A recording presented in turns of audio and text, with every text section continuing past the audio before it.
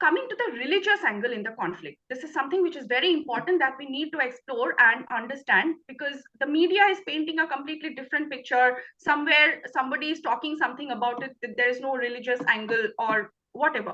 So now coming to the religious angle in the conflict, what is the truth? There are ample proofs of how church-based cookie terrorists have been desecrating, looting, and plundering several Hindu religious sites of worship in the cookie-dominated hill districts of Churachandpur and Kangpokpi in particular.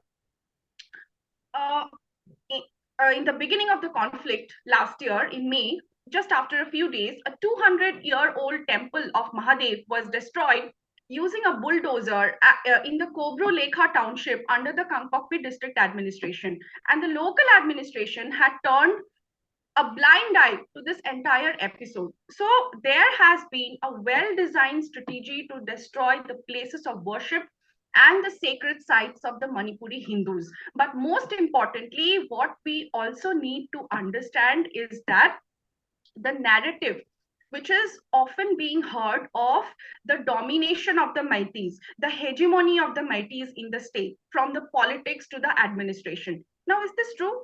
This is completely wrong. And this is something which is not substantiated by any facts. Because when you see, there is an uneven representation of the different groups of the Manipuris in the Indian administrative services and as well as the Indian police services. And this is a very, very complex issue, which is a combination of several challenges and several factors. Reservation policies for the scheduled tribes, scheduled castes, and OBCs exist to promote representation of these groups of people in the elite, central, and the state services, as we all know.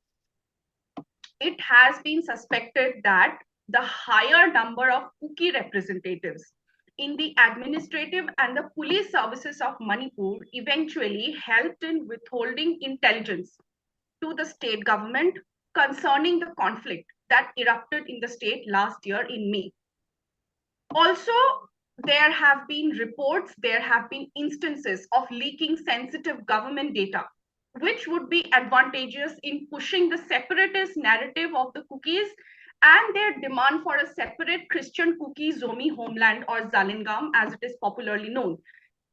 Now, in this context, if we look into the representation of the Meiteis in the central services, that is the IAS, IPS, and also the Manipur state services, the Manipur Secretariat services, we can very well see how the ratio of the Meiteis in the states, in these services, as compared to the Kukis in particular, is very low and not at all proportionate to the population index of the Meiteis. So in such a scenario, the Meitei Hindus have no future for themselves in this prevailing condition, because their representation in the various administrative services is extremely low. The situation is also extremely dangerous, especially considering the fact that a large number of representatives from one community, that is the Kukis, is there in the government services already, particularly during a conflict situation like the one which the state is witnessing at present. And last year, on the 27th of March, 2023, the Manipur High Court had directed the state government to recommend the inclusion of the Meitei community in the list of scheduled tribes. And was this the reason of the conflict? No. This directive of the Honorable High Court was made the tipping point of the violence that happened in Manipur. But the fact of the matter is that the Manipur government never acted on this directive given the complexity of this issue. So therefore, targeting the government on this issue is not only baseless, but it also exposes a very cheap strategy to portray the government as pro-Meitei and anti-tribal or anti-Kuki, to be more specific.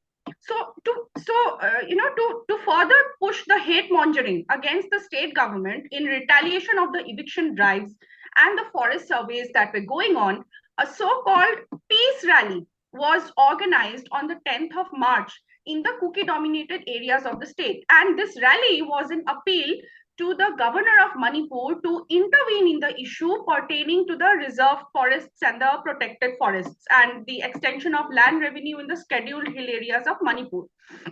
So this peace rally was one of the main events that began to showcase the resistance of the illegal Kuki immigrants against the government's moves on the eviction drives in the state. And as the hate campaign escalated, uh, uh, Chief Minister N. Biren Singh was scheduled to inaugurate an open gym at the PT Sports Complex in Churachandpur on the 28th of April. But before the inauguration could be done, before he could even reach this sports complex was torched by the Kuki militants on the 27th of April, just a week before the crisis erupted on the 3rd of May. And a hate campaign immediately began against the Chief Minister, Biren Singh. And in continuation of this, a tribal solidarity march was called by the All Tribal Students Union of Manipur, that is the Unsung, on the 3rd of May in all the 10 hill districts of the state to oppose the demand for the inclusion of the Meiteis in the ST list, in the list of scheduled tribes.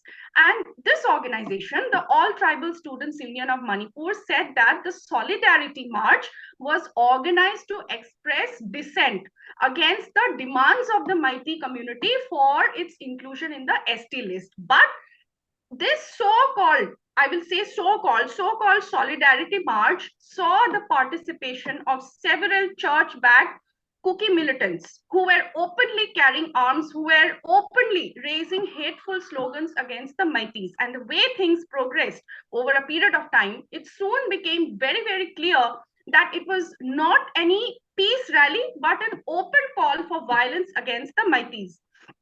Violence began in the district of Churachandpur early in the morning, where the Kuki miscreants burned down a forest beat office at Bungmual village, which was followed by similar such destruction of the forest beat offices at different villages of the same district. And along with this, the Kuki militants began burning the houses of the Meitei Hindus residing in different parts of Churachandpur district. It was only in the evening, as a reaction to these events, in the evening of the same day, that is 3rd of May, that the Meiteis reacted, and they also began torching the houses, shops, vehicles, and government quarters in Imphal West district. One last point, that the reality behind the facade of the anti-reservation protest,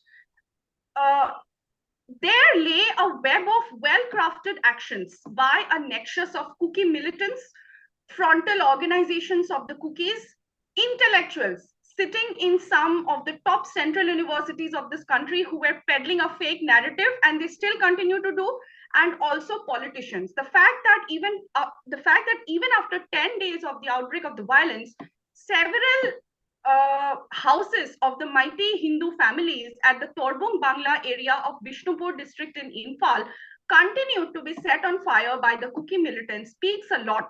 And these houses were reburnt again after a few days. Several houses were also razed to the ground by Kuki militants in many areas of Imphal East district. So these incidents not only bring to our focus the amount of hatred harbored by the Kukis against the Meiteis, but also an extremely well-planned strategy, a conspiracy to consolidate Kuki Lebensraum or living space in several areas of the Imphal Valley and the hills of Manipur, wiping out the native population.